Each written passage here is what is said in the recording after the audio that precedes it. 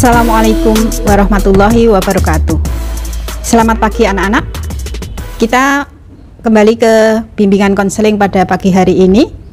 Bu Guru harap kalian tetap semangat dan selalu menjaga prokes, sehingga kita dikaruniai kesehatan dan dikaruniai keselamatan dalam menjalani hidup kita sehari-hari. Untuk mengawali kegiatan pagi ini, marilah kita berdoa terlebih dahulu agar Allah memberkahi kita di dalamnya. Berdoa, mulai.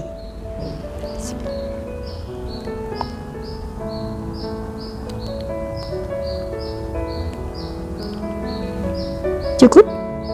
Ya.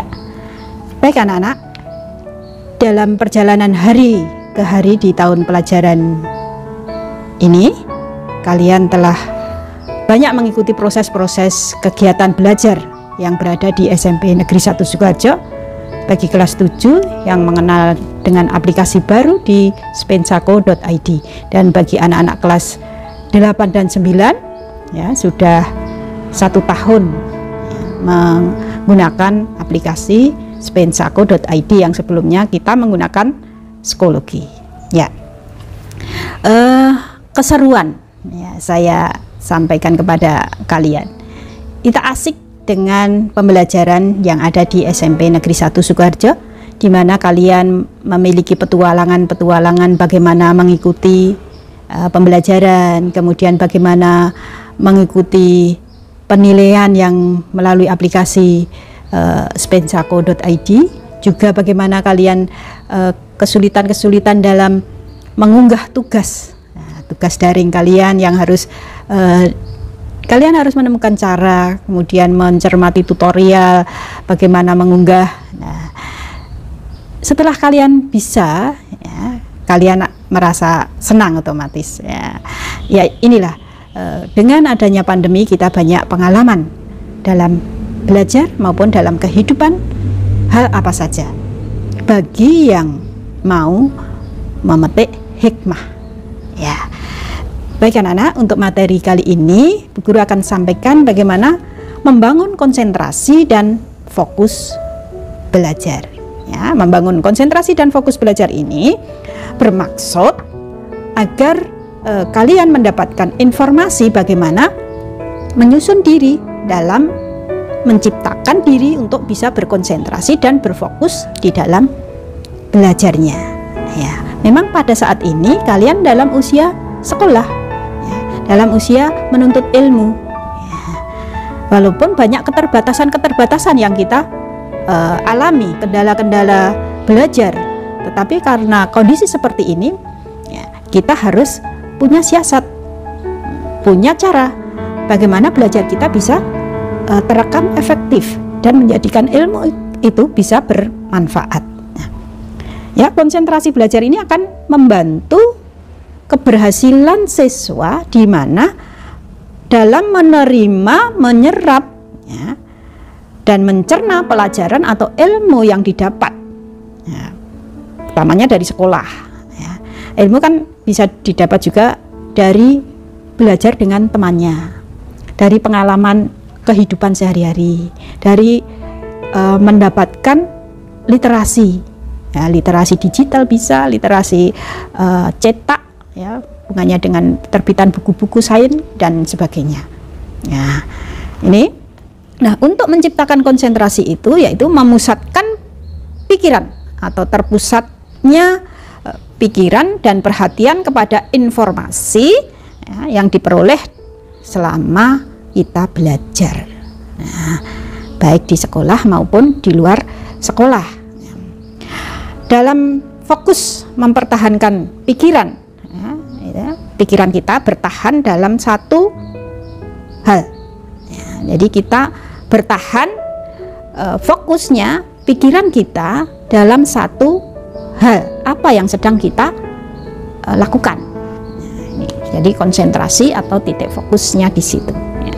Ketika seseorang sedang berkonsentrasi maka akan memusat ya, memusat di mana pikiran hanya pada objek ya, di objek itu nanti akan menjadikan targetnya, akan menjadikan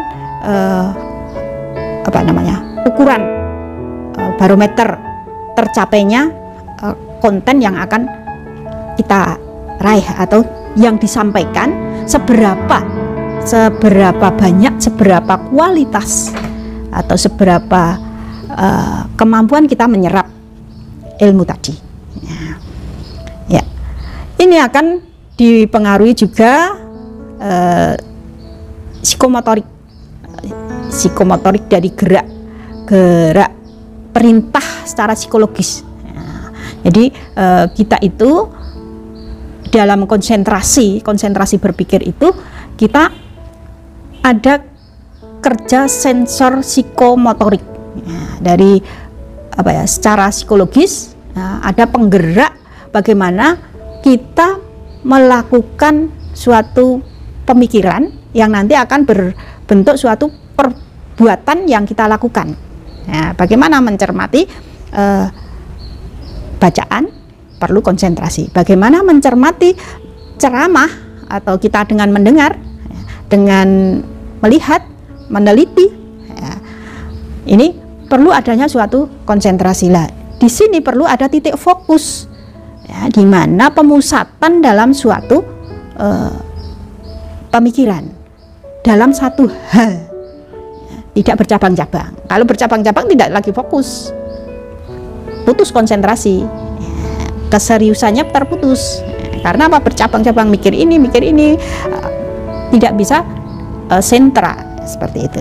Nah, dipengaruhi ada eksternal dan internal. Ini dari dalam diri dan dari luar diri kita. Bisa jadi kondisi atau tempat di mana kita sedang berfokus, kita terganggu dengan keramaian, atau mungkin kita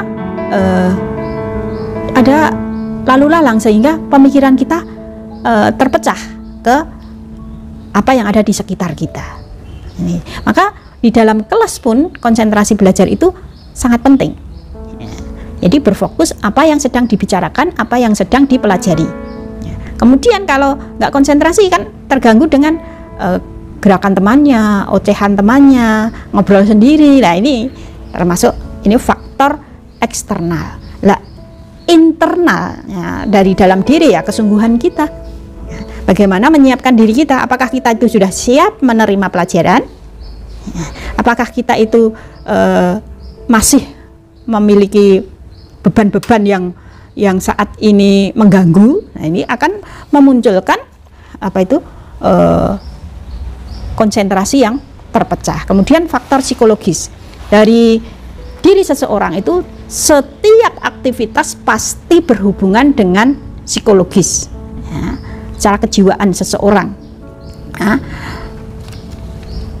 Ya, kegiatan otomatis secara fisik, tampak dalam fisik, tapi akan tersetir dari motorik itu ke psikologis, dan fisiknya akan melakukan kegiatan. Fisik itu apa ya? Perbuatan tangan kita, kemudian lisan kita berucap ke kata-kata, kemudian mata kita dalam mengamati, pikiran kita, otak bekerja, walaupun itu bekerjanya secara psikologis.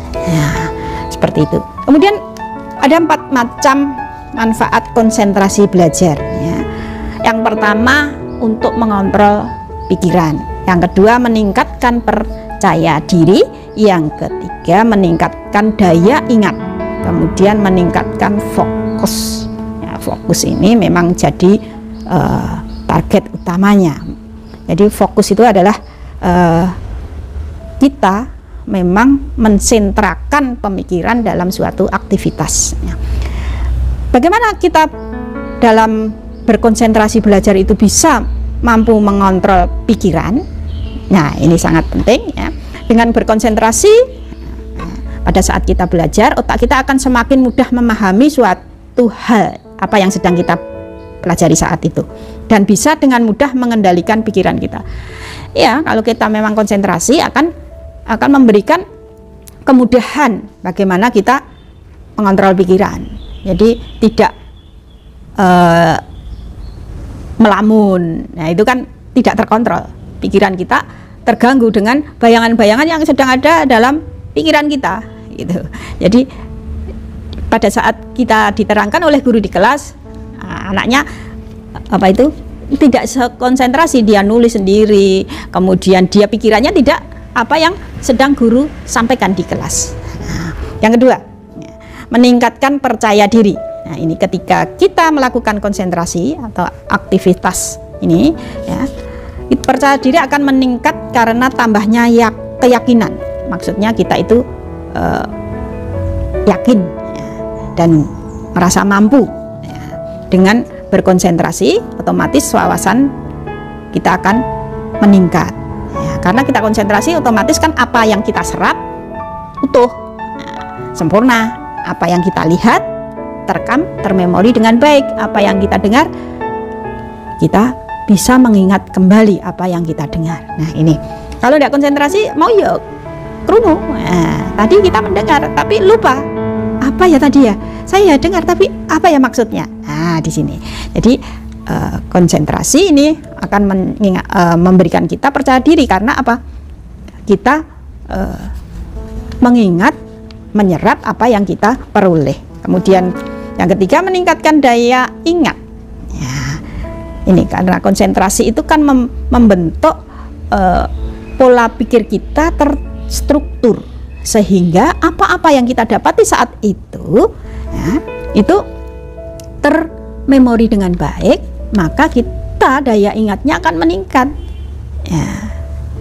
Suatu saat akan teringat apa yang sedang kita pelajari saat ini, apa yang kita dapatkan pada saat ini, sedang proses fokus, ya, atau sedang proses berkonsentrasi dalam belajar. Maka saat ulangan, nah, inilah buah hasilnya. Saat ulangan ada penilaian, ya, kita tahu ilmunya, tahu teorinya, tahu rumusnya, tahu caranya. Ini yang membuat kita kenapa konsentrasi belajar, ya, membuat fokus kita dalam memberikan apa, memori, ya, mengingat, ya, daya ingat kita meningkat, ya. Ya. Kemudian meningkatkan fokus, ya, fokus adalah ketika kita melihat sesuatu dengan sangat detail, ya, sehingga kita meraih hal yang kita inginkan. Jadi fokus itu kita itu bisa sangat tahu, ya, benar-benar kita yakin, benar-benar kita itu paham, ya, karena konsentrasi tadi. Jadi berada dalam suatu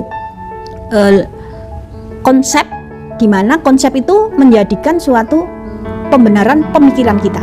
Nah, fokus itu seperti itu, ya. Baik, ya, memang banyak manfaat tadi, ya, konsentrasi belajar punya banyak manfaat tadi, tapi juga bisa jadi yang sebaliknya, memberikan menurunnya konsentrasi belajar itu ada banyak hal, ya. Kita nggak konsentrasi, ya. Kenapa bisa seperti itu? Nah, diantaranya ini, ya, ada banyak tugas yang diberikan guru, sehingga justru tidak membangun konsentrasi, tapi mengkaburkan, membuat konsentrasi kita itu buyar, mana dulu yang kita kerjakan. Nah, seperti itu ada strateginya nanti, ya, bagaimana kita memilih supaya beban-beban itu terpilih mana yang diprioritaskan, ya, seperti itu. Jadi banyaknya tugas itu membuat beban, ya, tetapi tugas itu harus dilakukan, maka kita perlu prioritas mengerjakan tugas mana dulu dan memberikan target selesai kapan. Ya, manajemen ini adalah manajemen yang sangat penting, yang anak-anak harus juga mengelolanya. Kemudian bisa berpengaruh adanya gangguan budget. Tidak, memang sekarang belajar dengan perangkat elektronik ini, mau tidak mau gadget menjadi sumber utama dalam belajar kita. Tetapi di situ banyak aplikasi-aplikasi yang bisa diakses anak selain belajar, karena kita juga kadang-kadang ada iklan membuat kita biar konsentrasi. dan disitulah pengganggu juga. Jadi di sini konsep-konsep yang mengganggu seperti ini, gadget itu bisa ada iklan game, ada iklan berita macam-macam. Nah, seperti itu mengganggu, maka manajemen kita bagaimana ya, kita lewatkan itu. Harus apa itu, kita punya strategi yang tegas yang kita lakukan.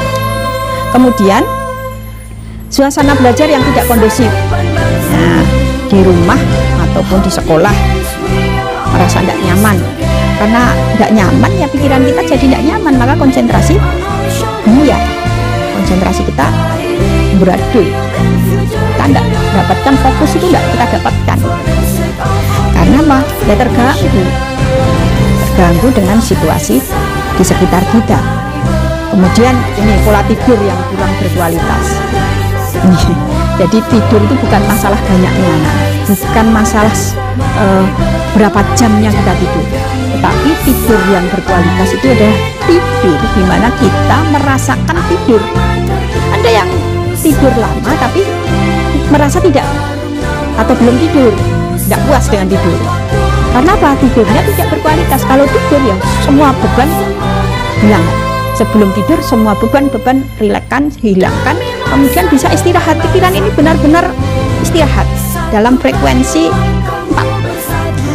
Bagi yang kelas 9 mungkin sudah paham 9, frekuensi 9 itu. Jadi frekuensi gelombang otak kita itu menurun, rileks, sehingga tidur kita menjadi tidur yang nyaman. Orang tidur nyenyak, tapi nyenyaknya dia apa itu tidak kualitas, masih aja rasa ngantuk. Tapi kalau tidurnya berkualitas, karena semua menjadi rileks dalam diri seseorang, pikiran-pikiran, beban-beban dia sudah bisa memanage sebelumnya, maka tidurnya itu mengistirahatkan benar-benar syarafnya. Ini yang kalian perlu ketahui, karena tidur itu membentuk juga konsentrasi. Kalau tidurnya nggak kualitas, nanti pada saat kita harus belajar, kita ngantuk, kita terganggu, pendengaran kita terganggu, akhirnya mata itu pada saat kita harus konsentrasi malah ngantuk sendiri. Itu ya. Kemudian kurangnya minat terhadap mata pelajaran tertentu. Ya, saya memaklumi tidak semua mata pelajaran sesuai dengan bakat atau minat pada diri anak-anak, karena individu itu unik, ya. Tidak harus sama, ya. Tidak bisa satu hal boleh-boleh saja. Ya, kita itu memang unik, jadi tidak sama antara individu dengan yang lain, ya. Jadi kita ada kelebihan di dalam hal tertentu karena menjadikan bakat dan minat kita, tapi ada kekurangan, itu nggak suka saya, ya, boleh, ya, mata pelajaran nggak suka, ya itu memang kondisi, mau tidak mau itu keadaannya, ya. Namun kita harus punya strategi manajemen bagaimana kondisi kita tidak suka pelajaran, maka bagaimana kita dalam belajar hal ini, karena itu target dalam pembelajaran, ya, seperti itu. Jadi kita perlu manajemen dalam belajar di mata pelajaran tertentu, yang dimana tadi dalam catatan tidak dalam minatnya, tapi kan menjadi kewajiban, jadi harus diikuti walaupun tidak dalam minat atau dalam bakatnya. Jadi maka adanya KKM itu di situ. Bagi anak yang berbakat dan sesuai minatnya, otomatis dia lebih menguasai dan mendapatkan nilai di atas KKM lebih tinggi. Tetapi yang tidak berminat, KD sudah disampaikan oleh guru, maka disitulah KKM itu menjadi ukuran minimalnya anak-anak mampu. Berarti kan walaupun tidak berminat bukan berarti tidak usah belajar, tetap belajar, ada standar minimalnya, namanya KKM. Ya, seperti itu ya anak-anak. Jadi kita harus membentuk konsentrasi belajar baik dalam minatnya maupun tidak dalam minatnya. Kalau dalam minatnya otomatis kita punya lebih prioritas, ya. Karena apa? Dibangun dengan minat juga, atau dibangun atas dasar bakatnya, jadi mudah, penguasaannya akan mudah karena dalam bakatnya. Kalau yang tidak, strategi menyusun konsentrasi belajar inilah untuk mencapai ini. Jadi walaupun kita tidak minat, tapi kewajiban belajar di mata pelajaran yang tertentu itu tadi wajib dan harus mendapatkan sampai batas KKM ya. Seperti itu. Kemudian adanya paksaan atau tekanan dari lingkungan sekitar. Siapa anak-anak biasanya? Gurunya menekan. Iya, gurunya menyampaikan, memberikan tekanan, pressure itu supaya apa? Bangkit, termotivasi ya. Itu. Orang tua, anak-anak juga mungkin juga sering mendapatkan tekanan dari orang tua, ayo belajar, nah, ayo sing konsentrasi ya. Sering kan didapati seperti itu. Nah, seperti itu kadang-kadang karena kontra membuat kita nggak nyaman, sehingga malah anggerdi eleke jadi mutung, putus asa, males, malah tidak konsentrasi. Karena apa? Pengaruh emosi, menentang. Nah, padahal kondisinya itu untuk mensupport ya, tetapi penerimaan secara psikologis kita yang menolak gitu. Ya. Kemudian rendahnya motivasi diri sendiri ya. Ya, bagaimana ini yang perlu kita teliti di sini anak-anak. Motivasi diri yang rendah ya, yang kita nggak menentukan target, belajar ya asal belajar, maka ya tidak akan terbentuk konsentrasi belajarnya, fokusnya tidak dapat ya. Ini karena apa? Tidak ada muncul dari dalam diri, dari internal tadi. Yang eksternal tadi dari guru, dari orang tua, dari lingkungan sekitar tadi sudah kita bahas. Nah, kalau di sini tadi rendahnya motivasi diri, ini internal kita, yang tahu kita, yang mengelola, yang memanage kita sendiri. Nah, kita buat target apa enggak? Kita ingin berhasil sukses apa enggak? Ini yang tahu kita sendiri. Kalau hanya masa bodoh, ya, bagaimana akan tercipta konsentrasi? Karena hanya sekedar belajar ya belajar, ikuti sistem, tapi tidak mendapatkan hasil konsentrasi belajar tadi ya, seperti itu ya. Kemudian pola makan ini penting ya. Karena apa? Kurang makan, kondisi lapar ya, kita itu nggak bisa konsentrasi ya. Karena apa? Berpikir itu perlu energi ya, perlu energi. Jadi walaupun kita tidak beraktivitas secara fisik seperti olahraga, bekerja berat dan sebagainya, tapi dalam berpikir, konsentrasi berpikir, belajar itu, ujian itu penuh dengan energi yang kita keluarkan, cepat lapar. Tapi kalau tidak kita penuhi, maka akan terganggu kita, konsentrasinya menjadi nggak full. Kemudian kalau kebanyakan sebaliknya, ya kita nggak nyaman di secara badan, itu nggak nyaman. Kalau terlalu kenyang itu reaksinya biasanya ngantuk. Jadi pola makan itu penting anak-anak. Jadi kehidupan kita itu kita atur ya, tidurnya, makannya, perilaku kita sehari-hari apa itu ya dalam hitungan atau dalam prioritas tertentu dan membentuk suatu kebiasaan yang baik. Tidur ya tidur yang baik, makan ya makan yang baik, waktunya juga yang baik, porsinya juga yang baik, asupan gizinya apa yang baik, gizi seimbang apa dalam kebutuhan kita seusia remaja, seusia kalian. Beda dengan usia berguru ya, harusnya sudah minim karbo. Kalau kalian kan masih aman banyak karbo ya, itu salah satunya. Kemudian pahami tip ya, trik ya, itu pahami dan cari trik ya. Bagaimana dalam suatu belajar supaya tidak ada gagal. Jadi ada trik-trik tertentu yang harus kita pahami ya, supaya belajar itu tidak gagal. Ada yang setiap belajar itu merasa piye toh. Nah, jadi ada trik, tip-tip yang diberikan ya, oleh orang lain atau oleh guru, dicoba ya. Tidak semua tip cocok untuk kita, tetapi ya, kita bisa mencoba trik atau tip yang dilakukan oleh orang lain, barangkali sesuai ya. Karena tipe belajar kita juga berbeda-beda, yang visual, yang dengan pendengaran atau audio atau dengan kinestetik. Semua tipe belajar baik asal kalian bisa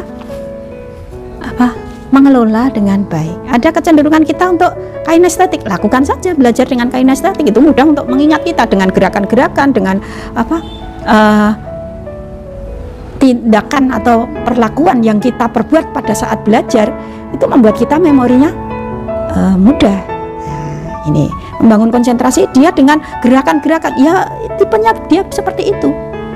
Dia mendengarkan, ya usahakan audio-audio yang bisa kalian peroleh untuk membantu bagaimana belajar kamu efektif, seperti video-video pembelajaran, ya, tutorial. Ya. Kalau yang visual, ya lihat, biasanya senang gambar, grafik dan sebagainya.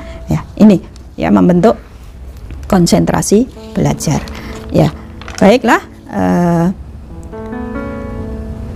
kita membahas lagi, yaitu tentang metode untuk meningkatkan konsentrasi belajar. Yang pertama, ini kesiapan untuk belajar. Yang kedua, menanamkan motivasi belajar. Yang ketiga, belajar dengan baik. Yang keempat, mengupayakan lingkungan yang kondusif. Kemudian belajar aktif. Yang keenam, belajar sambil bermain. Belajar sambil bermain itu bukan bermain itu, tapi dalam bermain itu ada belajar dengan game edukasi maksudnya. Menggunakan musik bagi yang mereka audio, ya. Menggunakan humor, ya. Mereka perlu humor supaya tidak sepaneng, ya. Ada lagi yaitu memberikan waktu istirahat, ya. Ada relaksasi, ya. Jadi tidak belajar saja, ada waktu kita perenggangan, relaksasi. Maka di sekolah pun ada istirahat, ya, jam istirahat. Ya, di depan layar pun setiap 2 jam kalian harus memandang selain ini, pandang jauh. Ya, kemudian ada gerakan ya, sehingga kita berada di layar itu pun harus berhati-hati. Ada ketentuan bagaimana mata itu punya keterbatasan dalam di depan layar. Baik, itu anak-anak yang Bu Guru sampaikan, mudah-mudahan bisa membantu kalian. Nah, apa yang Bu Guru sampaikan tadi, Bu Guru sangat berharap kalian bisa menemukan konsentrasi belajar meskipun tidak persis seperti apa yang Bu Guru sampaikan tadi. Dengan manajemen yang baik, silahkan mempraktikkan agar belajar Anda menjadi belajar yang berkualitas, dan kalian adalah generasi-generasi yang sukses yang selalu menjadi andalan bangsa kita.